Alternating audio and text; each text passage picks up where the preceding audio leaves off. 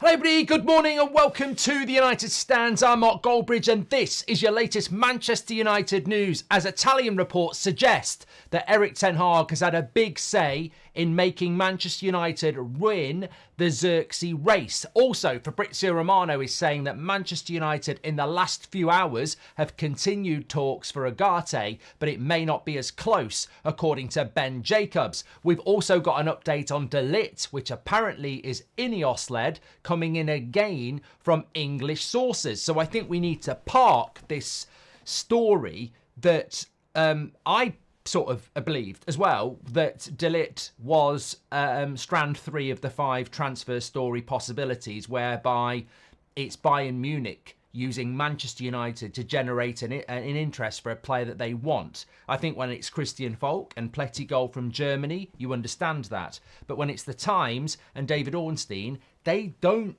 have a reason to be doing Bayern Munich's work. So I genuinely think Man United are in for LIGT, whether you like that or not. And I think we also need to move on, as we were talking about last night, about this Dutch Harry Maguire thing, because you don't know football. If you're calling Harry Maguire and LIGT similar or the same, you don't know what that's all about. It's just not true. Also, the latest on the Mason Greenwood race. One team is leading that at the moment. Can we get that done? And we'll also be talking about a few other bits as well. But let's start off with the latest on Zirkzee. Is it transfer race 1? Well, it's difficult to say, to be honest with you. I want to talk about probably the best update from Italy, which is coming in from Dimarzio. But there are other updates coming in this morning that AC Milan have walked away from it. Now, we've heard that a couple of times. If AC Milan have walked away from the deal, then we have won, because there is nobody else in that race at the moment. It's AC Milan, it's Manchester United, or he stays at Bologna. And I don't think that will be the case. Kavik says no intro. Not sure why there's no intro, because I did do an intro. I don't know whether YouTube is playing up, mate, but welcome to the show. Is LIGT injury prone, says Scorp. Thank you very much. Appreciate that. I take it I'm actually live here. I'm just realising I'm chatting to myself. But if you could let me know if I'm actually live, because I'm a bit worried by what Kavak has said. Zach says there was no intro when there clearly was. Okay, well, I guess we'll just have to wait and see when I'm done. The stream started halfway through. Yeah, I apologise for this. Over the last few months, YouTube has gone really weird, and I don't really understand why it does it. But yeah, it sometimes, even though I can start the live, it messes around. So apologies for that. Don't know what that's all about. Anyway, you've made me lose my train of thought there. So we're talking about Zirkzee. Is it race 1 for Manchester United? So yes, there are some reports from Italy this morning that AC Milan are out of the race. They've left the race. I don't necessarily think they have. I think Man United are in the race. I think AC Milan are in the race. And I think Bologna want to keep him. And I think everybody is just posturing. But Zirkzee's got to make his mind up. And if Zirkzee decides he wants to go to AC Milan, then AC Milan will be in the race. So what I think is the most interesting update this morning is that we are obviously into the final knockings of Zirkzee and what decision he's going to make. Absolutely no doubt about that. But what Dimarzio has said, who is a very good Italian reporter, and I would say, you know, similar in many ways to Christian Falk around Bayern Munich and German things and Plettigol and German things. I think Dimarzio obviously was one of the people that said that Erik ten Hag will get sacked no matter what. And I said at the time, look, as an Italian journalist, I don't know why he would know that Man United are sacking ten Hag ahead of other journalists. And obviously he was wrong on that. But I think when it comes to Italian transfers that impact on Man United, I think he's always been pretty good on that. What he's saying is that Erik ten Hag sees Erik ten Hag sees Zirkzee as crucial to his plans and how he wants to play. So it's a top priority to sign Joshua Zirkzee for Erik ten Hag. But also, ten Hag has spoken with the player this week to, you know, reiterate the plan and how important he is to the vision of Manchester United. So I think that is always something that you hear towards the end of a transfer. We remember having it with Jadon Sancho and Ole Gunnar Solskjaer, speaking to him, stories about that. It doesn't always come out in a transfer, but I think the fact that Erik ten Hag has spoken to the player is a positive and one that should lead to, a decision that is in our favour. Look, AC Milan can sell Joshua Zirkzee a starting place in that team in the Champions League. That's what they can sell. He will start. At Manchester United, it's a more difficult path. You're coming into a bigger club, but a club that's not in the Champions League and already has a striker that they spent £60 million on last year. But I would be saying to Zirkzee, look, that's not a guarantee. You need more than one striker at Manchester United. I will pick the player based on who is performing the best. If Rasmus is not playing as well as you, he will be on the bench. But also, I envisage a way where I can play you both anyway, because I think there are systems that we can play both of you in. So I think Erik ten Hag, could be crucial to getting that Zirkzee deal over the line. I think we will get Zirkzee. I do. And I think we're in the last, few days of what decision he's going to make. And I do think July the 1st is going to be very crucial to that. As we know, that's when contracts end. That's when release clauses kick in. That's when new footballing financial years start. And as example as that, this morning, we've seen Fabrizio talking about Rafael Varane saying that he's going to sign for Como. That's where it looks like he's going to go. He's over in Italy at the moment speaking to them. I think this is the team that, Cesc Fabregas has got something to do with. So, look, we're going to see a lot of things start to happen now. The Rabiot decision will be made. Whether it's a Man United decision or not, I don't know. Technically, he was wrong, Mark. They were going to sack him, but unfortunately, they did change their mind, says Abhijit. Well, I don't think we've ever had proof of that. I don't think we've ever... No, Abhijit, I don't agree with that. I don't agree with that. I know some people think that that's true, that they were going to sack Ten Hag and then they changed their mind. I disagree. I disagree that they were going to sack him instantly after the FA Cup final, because they clearly didn't have somebody in mind to replace him. And if they'd sacked Ten Hag, who would we have ended up with then? Because the Tuchel talks and everybody else broke down for numerous reasons. I think that their plan was always to do what they did. It's a shame they did it, but I don't think they'd made their mind up, to be honest with you, looking back on it. Reed DeLitt says, Mo, considering INEOS are very cautious about profits and sustainability rules, I'm not worried about fees, wages this summer. They won't and can't overpay. I'm going to talk about an update on, 2 new updates on DeLitt actually in a moment. Do you know if Zirkzee is worth the price, says Alan? Let me think, Alan. Is Zirkzee worth the price? Do I know it? Yes, I think he is, Alan. I do. There you go. Goldbridge seal of approval. Alan, I'm being facetious, sarcastic, a bit of a knob. I don't know whether he's worth it. He could sign for £34 million, wreck his knee and never play again, and he's not worth it. Mason Mount, was he worth £55 million? No. Was he worth £45 million? Yes. Is he worth £45 million based on that year with Man United? No. So obviously we don't know. What I would say, Alan, instead of sitting on the fence, is that for £34 million, he's worth it, because you don't get strikers for £34 million of that age who's had a good season in a team that's qualified for the Champions League. If he was playing in the Premier League, he would be the equivalent of somebody like, I'm not saying talent-wise, but he's basically he's done an Aston Villa.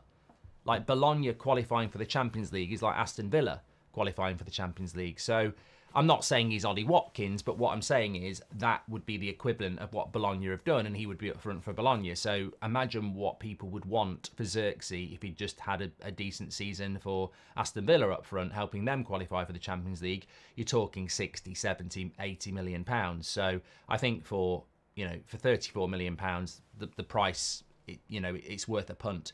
It's Goldbridge and he's live, says Maurice. MOG7, welcome to the Members Club. You're a legend.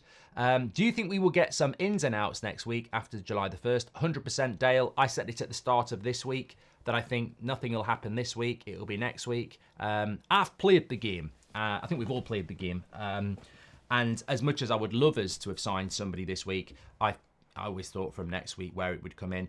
Riley is a new member as well. Legend. Adrijo says the window is a bit slow, but very interesting. Also, good morning, Mark. Good morning to you. Thank you very much for that. Is there any updated hotometer? We're working on it, Jay. I forgot. Zirkzee will cause issues when it comes to Rasmus development. Why get a striker to develop with Rasmus instead of a striker to teach Rasmus? We've got Rude for that, Dimitri. And technically, there we go. We've done that from Abhijit. Right, I want to give the updates. There's some that like there genuinely is news this morning, and it's a news show, so I don't want to piss about on stuff for too long. We can get into the chat a little bit later, but there is 4 big updates this morning. So the Zirkzee one is that Ten Hag has been in talks with the player this week, according to Damartio, and the feeling is that he's going to choose AC Milan, and that will be early next week.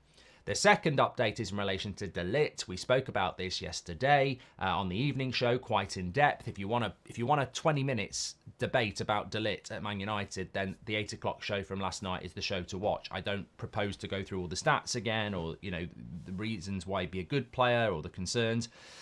But the update is coming in from Paul Hurst in the Times. He says that INEOS have recommended De Ligt as a centre-back option for Manchester United, and Ten Hag is in agreement. So I think this is really interesting because it also goes on to say that Manchester United are looking for 2 centre-backs, a right-footed centre-back and a left-footed centre-back. Now, we've always pretty much agreed, I don't think this is a divisive point in the fan base, that 2 centre-backs would be the ideal because Manchester United last season had so many problems at centre-back, and even when we've got everybody fit, it's a very imbalanced roster of centre-backs. You've got Martinez, who wants to play a high line and is, progressive. You've got Varane, who's quick enough to play a high line but isn't progressive with the ball. You've got Maguire, who's progressive with the ball but too slow, and Lindelof is the same, and Johnny Evans is the same. So the balance of that back 5, and Camboire is young, 6, is not right. So we need a more balanced centre-back solution like Liverpool have got, where if Van Dijk and Matip are injured, you've got people like Kwanzaa and Konate and Gomez, who might not be as good as Van Dijk, but can certainly play the high line and press. And yeah, that's what Man United need to do. So we're looking at 2 centre-backs. We need 2 centre-backs. And De Ligt apparently is the right-sided centre-back option at the moment. Now, have we pivoted from Todibo to De Ligt? I think that's what's happened. Yeah, I do. I don't think De Ligt was the backup to Branthwaite. I think Branthwaite is exclusively independent to something that Man United want to do that ticks the homegrown box. A young centre-back who is left-footed. I think that's what they're looking at there. But I was up late last night. I was watching a bit of Glastonbury. Or as I called, get Galatasaray on the telly. I was a little bit drunk. I literally did say that to the wife. I said, we just got in and I went, let's watch a bit of Galatasaray. And she was like, I don't even like football. I said, you do. You love music. You'll love it. She was like, what you on about, Galatasaray? I went, your sister's there, because her sister's gone. Not to Galatasaray. I was like, get it on. It's Dua Lipa or something like that. And she went, you mean Glastonbury? I went, yes, that's what I mean. Not Galatasaray. I'd had a few. Legend says, Stuart, thank you very much. Very smart, Mark. Where's shirt from? I think you can figure it out by the red horse there. And very smart, Mark. That was from Robert McCormack, by the way, legend. Fans understood Rangnick, not the pundits. Euro 24, says Gur. And hi, Mark. Under Ten Hag, some of the best games was with Fred. We need Ugarte, tenacious and aggressive, says Klaus. That's a great point about Fred, because he wasn't great on the ball, was he? But you know what? You're right. I think that Spurs game at home season before last was very good. Definitely. Right, so the latest on De Ligt comes in from the Times and Paul Hurst, and he says that INEOS have recommended De Ligt and that Ten Hag is in agreement. Now, I was talking about this last night. It seems to me that if people don't like a transfer, it's a Ten Hag transfer, and if they do like a transfer, it's INEOS. Now, we've got people who are just very bitter about the fact that Ten Hag is staying, and they don't like it. So they're trying to compartmentalise their emotions by saying, INEOS good, Ten Hag bad. But you can't do that because INEOS are boss of Ten Hag. Ten Hag cannot go and do a transfer and INEOS go, he's doing it again, look at him, he's doing it again.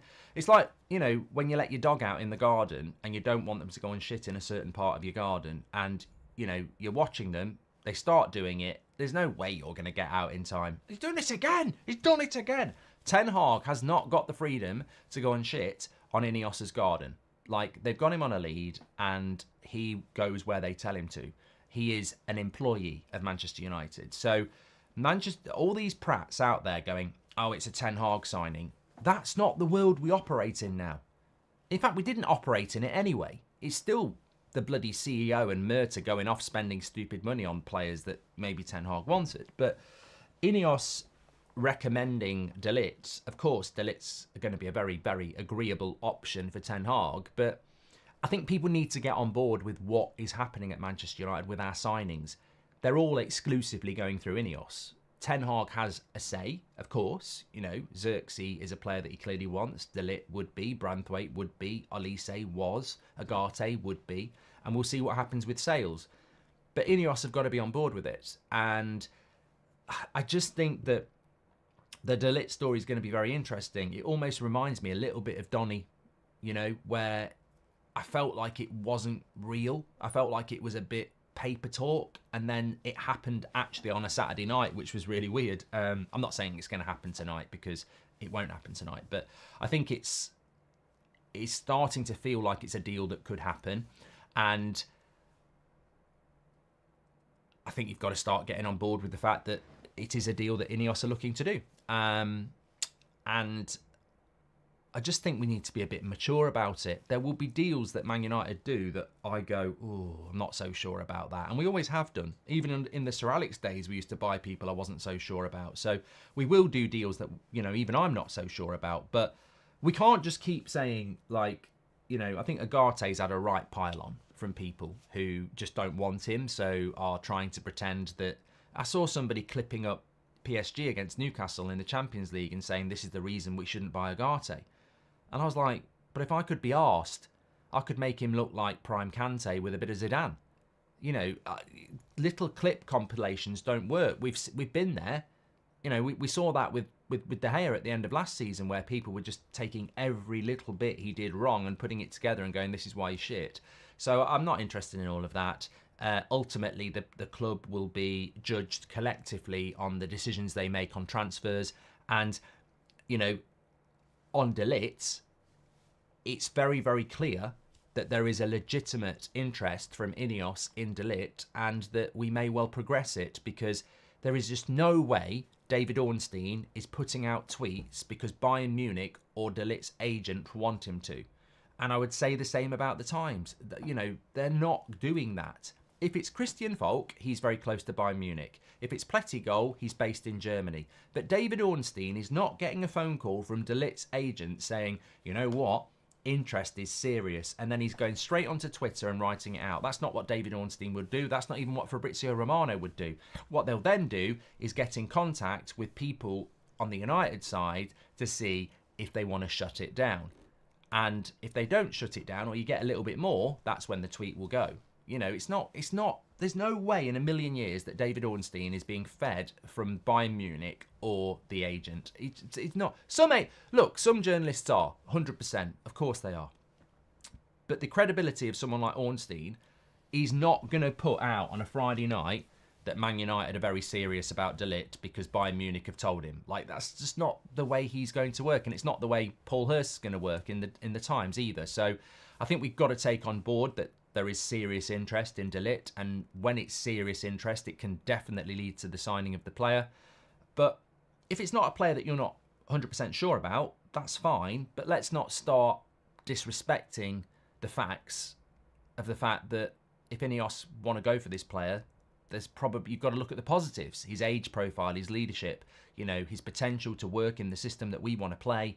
And also, he ain't a Dutch Harry Maguire. Just the same as Jared Branthwaite's not a Dutch Harry Maguire. You see, this word seems to be getting thrown out around a lot at the moment, and I don't really understand it, because what I saw last season, a lot of people praised Harry Maguire. So why is Branthwaite the next Harry Maguire, and why is De Ligt a Dutch Harry Maguire, when even if you've only watched 10 minutes of De Ligt and 10 minutes of Branthwaite, you would see instantly that the way they play football is very different to Harry Maguire, and they're way more mobile for a start. So I don't get it. Is it just because people aren't getting what they want? Is that where it's coming from? I don't know. Look, I want Man United to sign Todibo. If we can't do that deal, we've got to move on. And even if we take UEFA to court about Todibo, it doesn't necessarily end with us getting Todibo. It might just be we take them to court because their rule is, archaic and unfair. But it could take ages to take that to court, way before, way after the transfer window's closed. So we still need to buy a centre-back. So, I think we've got to move on because of some things that are out of our control. David Gonzalez says, I'll be in England for the first time ever this year. Can I please meet you and Beth and get a picture? No. You sound a bit weird, David, so no, I won't do that. But thanks and welcome to England when you come. David, I'm joking. I mean, look, if the circumstances present themselves, absolutely happy to give you a photo. Don't know what Beth's plans are. Wood signing, I was just joking with you, David, there. I mean, I do realise that you're travelling to England and some countries' sarcasm doesn't travel. So I was joking with you there. That was a joke. If you're in England and I see you, you can have a picture. That's absolutely fine. Would signing Ugarte mean the end of Neves' pursuit, says MyRed555. Never say never, but I would say so, yeah. I would say so. I mean, I think the João Neves route maybe... Look, I said this the other day. PSG want João Neves. If Man United are in talks with PSG, and we'll talk about Ugarte in a moment, if Man United are in talks with PSG, and PSG want João Neves, and Man United say, look, you can have a free run at João Neves, but we do as a deal with Ugarte, maybe something like that happens. I don't know. Zayn Miasi says De Ligt won't compete with Salanaba. You need to do better than that to compete with us, says Zayn. Well, I'll tell you what, Zayn, you need to focus on toppling Man City because you've had 2 goes and you've got nowhere near it. So I wouldn't be worried about Man United at the moment, and we're not looking at you. Next season, to be honest, we've got to get Villa out of the top 4. That's just where we are at the moment. A bit of real talk. Sean Turner says, we are just going for the cheapest options in the positions we need. It's embarrassing. I don't like the striker or the centre-back we're going for. INEOS want us to be like Madrid in 3 years. Mbappe or Zirkzee, says Sean Turner. But I get what you're saying, Sean, but Branthwaite isn't done because he's too expensive. De Ligt's on 250 grand a week and he'll cost 40 million pounds. That's not cheap. We were looking at Elise, who's gone and got 250 grand a week at Bayern Munich and gone for 60 million pounds. We don't have we don't have an unlimited budget, and we've got lots to do. So I think it's natural that you can't go and spend 600 million pounds on 6 players. We can't do that. We've probably got about 200 million pounds to spend, and we need to buy 6 players. So unfortunately, I think something like Zirkzee for 34 million represents value. Somebody like Rabiot or Ugarte, who are cheaper, represent value. I think, funnily enough, reading your super chat after what I just said to Zayn is really important. We're not ready to compete against Man City and Arsenal at the moment. We are trying to topple Villa. And in doing that, we're going to be buying players that enable us to do that. And what's the word? Patience. Patience is the word. I agree with Sean. I think that, signing players that aren't going to make Man City or Arsenal or Real Madrid even look at us is a bit embarrassing. But that's what happens after 10 years of erosion and failure, is that, look at where we are. We won an FA Cup, which is great, but we finished 8th in the Premier League. Even 5th in the Premier League is miles off where we need to be. So it's a gradual process, which is why buying players with an age profile of sort of 22 to 25 is probably quite a good idea for Manchester United. And there will be some misses, but you hope you hit more hits. Sean says, hypothetical, but would you have rather had Qatar with a new manager or INEOS with Ten Hag, says Sean. I mean, that's not a hypothetical I want to answer because it's fantasy, really. I can't answer that because I want Erik Ten Hag to stay, and the reality is that he's staying with INEOS, who hopefully are going to start delivering some positivity. What I will always admit is that I wanted the Glazers out, and I wanted a full sale, and I wanted the debt gone. So I will always, if you offered me that now, I would take it. What that means for Ten Hag, I don't know, but I would take it. Even now, I would say take the full ownership, remove the Glazers, clear the debt. I would take that now. I'm not ashamed to say that, but what that would mean for the current manager, I'm not going to commit and say I would take it if they would sack Ten Hag, because that's just too fantasy. Could Qatar have come in and sacked Ten Hag? Yes. The same way that INEOS could have come in and sacked Ten Hag. Any new owner, there is a chance that they will sack a manager. Of course there is. GC says, could Ugarte and Rashford be a swap deal with cash? Well, I want to talk about that now, because I was going to come on to that. Vincenzo says, you look great for 45. Thank you, mate. Have you seen Calafiori for Italy? Looks good, says Raphael. Well, if you watch my watch-alongs on That's Football for the Euros, we've done every single game as a watch-along. So, of course, I've seen Calafiori, and I'll be watching certainly at 5 o'clock. Remember, the Euros are back today. Both games on That's Football. Both games with me. It's Denmark and Rasmus against Germany and Eriksson. In fact, I've got that wrong. It's Denmark and Eriksson and Rasmus against Germany at 8 o'clock. And it's Italy and Calafiori against Switzerland, my sweepstake team, tonight at 5 o'clock. The winner of that will play England when we beat Slovakia tomorrow. But it's knockout football now, so make sure you join me on That's Football for that. Let's talk about Ugarte, because there is some update from Fabrizio that came in last night, where basically he said a bit of a double update for Ugarte, actually. And we've got to talk about Greenwood as well. So Ben Jacobs has said that in relation to Ugarte, there's no rush to sell from PSG, and there's nothing close with Manchester United, but talks have taken place. Fabrizio has said that in the last few hours, contact has been made with Manchester United and PSG about Ugarte. No formal bid at the moment. He will be sold, and that's where things are at the moment. So talks continue with Ugarte, but I think there's a really good point there about Rashford and the potential for other deals to be done. I like the fact that what we know is, and we do know this because loads of people have said it, is that we're actually talking to PSG. Now, we were just talking about Qatar there. Qatar owned PSG. They wanted Man United. They didn't get it. So it's good that we're actually talking to PSG, because I think that there are mutual benefits for both clubs here. Now, what do PSG get out of Man United? Do they get 40 million for Ugarte and we get Ugarte? Do they get a player out of us? Do we do a little bit more deals than Ugarte? So I'm interested to see where this could lead. There's not going to be a swap deal for Marcus Rashford and Ugarte. I don't think that's going to happen. I personally think that PSG should be all over Marcus Rashford again. He had a bad season last year, but in that league, I think he'd do very, very well. I think if anybody knows anything about the French league, you know, half your season is against, you know, dare I say it, farmers. Like, they're not very good.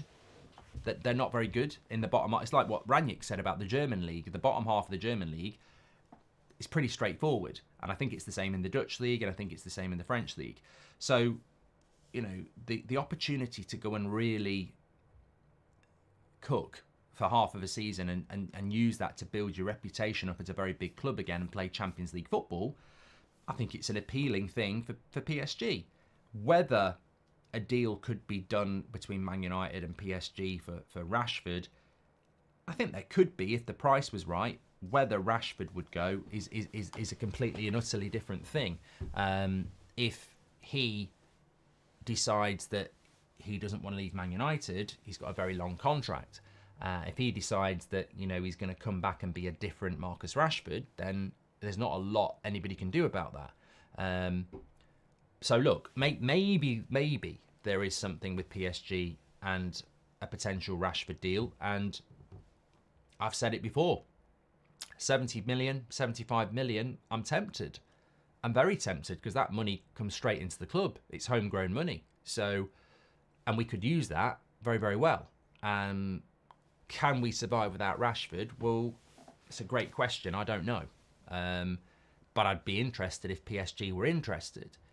I don't know and think that will happen, but who knows? But with Ugarte, we're definitely in talks about that, and I think a deal could be done. I do. I mean, look, somebody said it last night about De Ligt. Could we do a deal where we pay 70% of his wages and take him on loan for a year with an option to buy? Could we do that with Ugarte? Try before you buy it. I mean, look, we did it with Amrabat, and in hindsight, it's been really useful. If we bought Amrabat for 25 million and that's his first year, it's a problem. So, yeah, I mean, look, maybe we can do something like that with LIGT. Maybe we can do something like that with Ugarte. I don't know, but I would certainly hope that. I think the big positive for me is that, as they said in the Times, we're looking for a left-footed centre back and a right-footed centre back, and who that's going to be, we'll have to wait and see. We want a striker. It's probably going to be Zirkzee, but we want a striker. And in the midfield, we want a midfielder. Is it João Neves? Is it Zubimendi? Is it Rabiot? Is it Ugarte? I don't know. But even if it's not Ugarte, we are looking for a midfielder and we will buy one. So, look, the positives are that there is activity taking place. This time last week, no one would have been saying we're signing Ugarte. At the moment, we are. And next week, we might not be, and it might be somebody else. Nevster says, as usual, great work, Mark and team. Don't get to watch live in living Australia at the moment, but watching every show, excited for what is happening. Thank you, Nevster, legend from That's Football watch-alongs on the Euros. Will Waistcoat ever get job in the Premier League, says Zayn Miassi. Southgate, well, thankfully not at Man United, mate. Espen says, most of Real Madrid's signings is not Mbappe. Their signing is next best player and young. Good point. Isaac is joining us, which you should have be signed, says Zayn. And Ten Hag always said it's a long answer about the sack, says Abdul. And problem with De Ligt is he and Martinez are not deceptively quick, and we are still vulnerable in high line, not making sense, says Jay. No, I disagree with this, Jay, because I think when you talk about, I need to tell you about Greenwood, but when you talk about a high line, people automatically are thinking about extreme pace, and a high line isn't about extreme pace. Like, I used to play centre back years ago, and I was probably, mid pace. I wasn't slow and I wasn't fast, but I'd always be talking to my goalkeeper about being on the edge of their box. We didn't know what sweeper keeping was then, but I wanted him on the edge of the box because if the ball came over the back, which I was susceptible against a quick striker, and it landed in that no man's land, and look, let's be honest, a ball over the top is difficult to run onto because it's very hard to have backspin on that ball. A ball into the channel, you run a straight line, the centre forward runs a diagonal, you're making up ground. So there's not that many, but the big problem you've got is if a striker gets the ball against you, like Haaland, and knocks it past you, you're in big trouble because you've got to turn, they're quicker than you, they're through. And that happens very rarely in a season. So when we're talking about a high line, there's only a certain set of centre-backs that are going to really struggle for that. And unfortunately, we've got two, probably three. Johnny Evans is going to struggle with a high line because he's 35 and he was never particularly quick. Harry Maguire is going to struggle with a high line because he's really not very quick at all. And he's very big. Like, he hasn't got a good... He's not very agile either. So you can play a high line if you're not mega fast, if you're agile. You need to be agile and relatively quick. And also, if you've got a sweeper keeper, you're fine as well. So De Ligt will want to play in a high line because that's what he's done for most of his career. And so will Martinez. They're not quick. You're right. They're not sprinters, but they are intelligent, agile, and quick enough to play in a high line. They're not speedsters, they're not, but you don't have to be a speedster to play in a high line.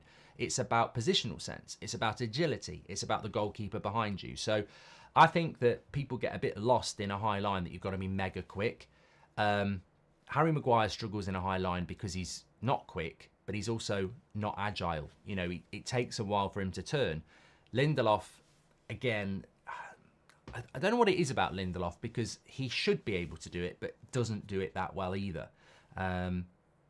Even Varane, he can do a high line and he's quick, but on the ball, he's not very progressive with the ball. He can't get the ball and bring it between the lines if the gap's there. So, look, De Ligt can play a high line and Martinez can play a high line and they can play it together, in my opinion.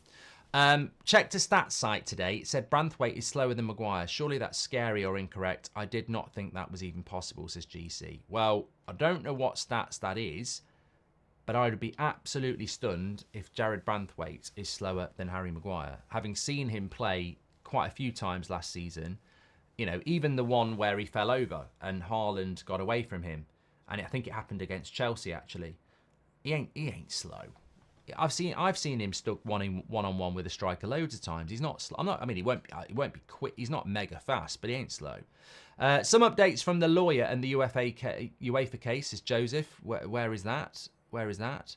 Varane joining Como could take them to mid-table, says Gareth. Is Ricky single, says Sven, asking for a friend's gran? No, he's happily married. Lovely wife, Ricky. No, he's not a lovely wife. He's got a lovely wife. Mark's looking dashing in that shirt. Hotter than the sun, says Sandeep. Nevsta's gifted a membership. You're a legend. Love that. Love that. You need positional awareness, not pace, says Rahil. Yeah, I've played the game. I mean, they used to call it, when I used to play, the reason I used to play a lot as a holding midfielder. Sometimes I'd play left back. Sometimes I'd play left wing. I didn't really like playing box to box, to be honest with you, but I would play number 8 sometimes. But we'd play a midfield too. We used to play 4-4-2. I mean, we're talking the 60s. No, I used to play school football in the 90s and then men's football in the noughties. So when I was at school, it was 4-4-2. There was no 4-3-3. It was 4-4-2. So I'd play in one of the midfield positions, left wing, left back, centre back. But the reason I used to get played at centre back was because of something you don't hear as much now. I was good at reading the game. And reading the game is just the ability to anticipate what is going to happen. So if you've played football, which many of you had, even if you're playing FIFA, you know when someone's got the ball, you predict what they're going to do and you anticipate it. So, you know, I was always very aware that most teams had a very quick striker when I used to play school football. So as soon as they picked the ball up, even if it was their centre back, you don't play offside at that. You don't play offside at that level because it's always the coach's mate. They'll cheat. So you instantly just drop 5 yards quickly. So if they go for the long ball, you've got 5 yards on them straight away. So it's just about reading the game. And I know it still gets mentioned, but that's where the Martinez, the De Ligt, the Tony Adams, who was very slow, you know, really good at it. The anticipation to read the game is why pace isn't massively important unless you're really slow. If you're really slow, pace is going to be a problem. But if you're mid-pace, you can make up that with anticipation and the ability to read the game and anticipate. How many times do we see Harry Maguire run out of centre-back to try and close a forward down? They've already spun and he fouls them and gets a yellow card. That's what I mean. That's a lack of mobility. I think Maguire reads the game really well, but I think he's limited by his mobility. You can't have that if you want to play a high line. But I think if Maguire was like a little bit quicker, he actually reads the game quite well, but he is limited by his size and his pace at times. Diaz and Stones aren't relatively quick and play a high line, but have Walker to cover them. Maybe why Ten Hag wants Frimpong, says FIFA Crazy. Rahul says you need positional awareness, not pace. Sahil says, Zirkzee's not the type I personally would have gone for, but I back the club's decision fully, hoping for an interesting and positive window. I think what's happening with Zirkzee is he's very, very different to what we have. And I think that's the whole point. You know, Alvarez is very, very different to Haaland. And I think that's what we're doing. I think we're going for something different. You know, we're looking for a different option. I don't know what this court case thing people are talking about. Let me see if I can find something about it. I just need to talk to you about Mason Greenwood. So the update on Mason Greenwood, which I think also came in from Damartio, is that Manchester United at the moment are struggling to, not struggling for interest, they're struggling for price. Lots and lots of clubs interested in Mason Greenwood, but the price is the issue, and the team closest to that, to the price that Man United might want to do at the moment, is 30 million euros, and Lazio. So Lazio are apparently the team closest to Manchester United's valuation at the moment. 30 million euros with add-ons, which would be about 25 million pounds with add-ons, which is a little bit disappointing, but we were always going to have that problem of the clubs we're selling to just don't have money. If we were selling to the Premier League, Fulham could give us 40 million. Like, Everton could probably give us 35. Crystal Palace could probably give us 40 million. But in the European market, Valencia, Lazio, Marseille, Juventus, Atletico Madrid, they genuinely probably don't have 40 million to give us for Greenwood. So it's problematic. What I think we can do here is be quite clever. If we can clear 25 to 30 up front and we can put add-ons in that are really tight, i.e. when he scores 50 goals, it's another 10. You know, if you qualify for the Champions League, it's another 5. I think these sort of things can be really beneficial because, especially if they score 50 goals, because they're going to benefit from that. You know, they know they're going to be high up the league. If they qualify for the Champions League, they know they're going to earn millions. So I think those sort of things are really important. And I also agree with Aaron, a sell-on clause, really important. If Greenwood goes to Lazio and scores, 30 goals, and then Barcelona or Real Madrid or someone like that, PSG, come in and they want to give Lazio 70 million, then we need to be getting 20% of that as well. So what we need to do is, with Mason Greenwood, is secure a deal that long-term delivers us 50 million. And I think we can do that. And I think that's what we have to do because we can't do anything else. Bringing him back is not an option. I know people say it's not enough money, 25 million, but bringing him back's not an option because of the reasons that we've said. So I think we've got to be realistic here. But there is enough clubs out there that are interested to potentially push that deal up a little bit more. And also, let's not forget that when dealing with Mason Greenwood, there are other clubs that are interested, and we can potentially put in first refusal in a couple of years that we bring him back. So, look, I know that's controversial. I'm not saying we ever would, but there are things you can do. Sell-on clause, first refusal. And I don't think for 1 minute INEOS are not going to do that. Maybe a couple of years ago with Greenwood and... not with Greenwood, with...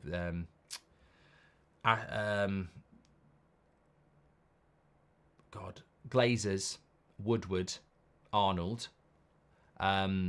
Maybe we would be that naive, but a deal will get done. It's just we're not going to get 40 million for him, which I think he's worth 40 million, but I don't think we're not going to get that.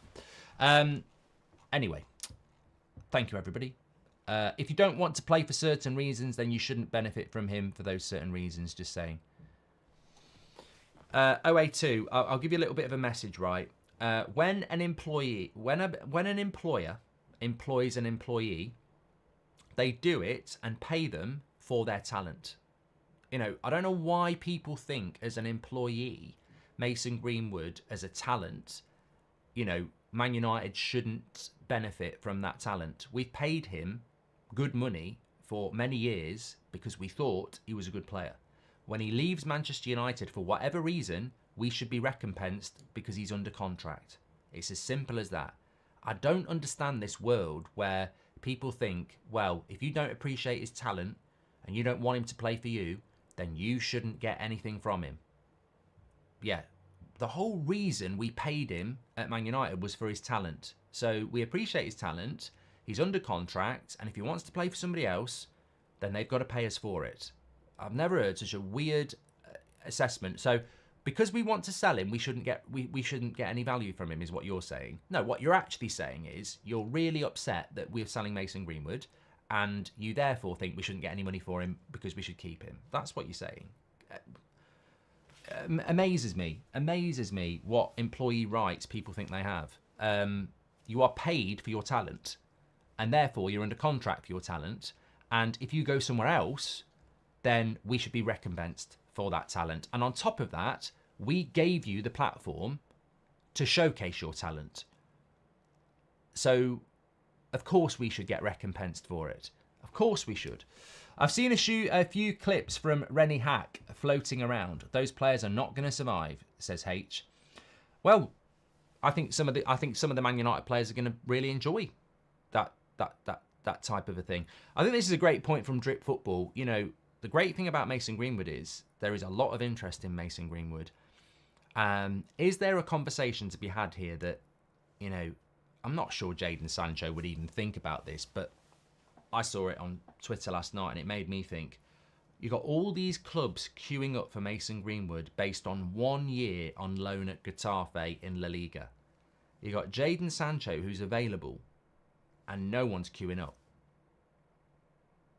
This is not about being a Man United fan. You know, it's our problem.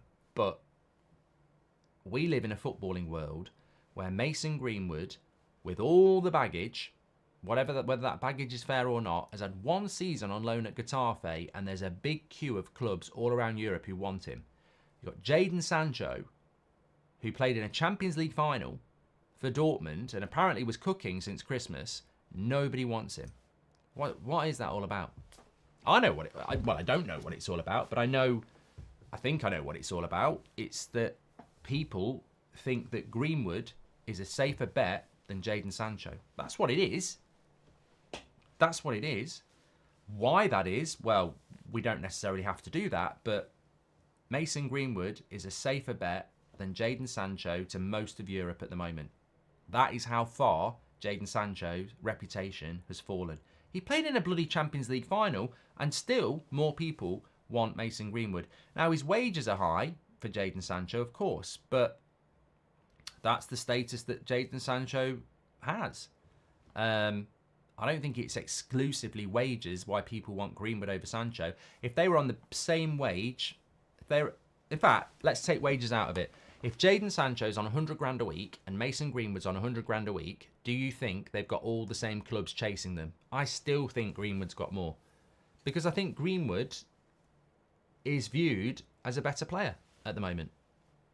I don't think it's about attitude. I don't think it's about wage. I think at the moment, people look at Mason Greenwood and go, he's a better player than him.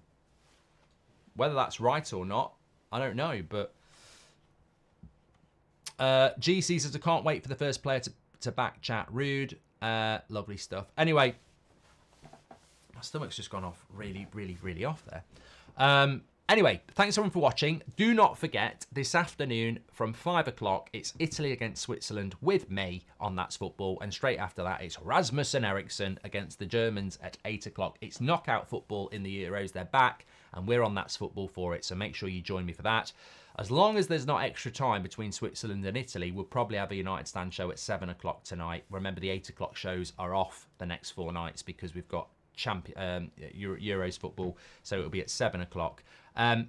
Obviously, if anything breaks, we'll go live anyway. Take care, smash a like, make sure you subscribe. Welcome to the new members, you're legends, and good show this morning because we had a lot of news updates, which is not always the case. So thank you everyone for tuning in.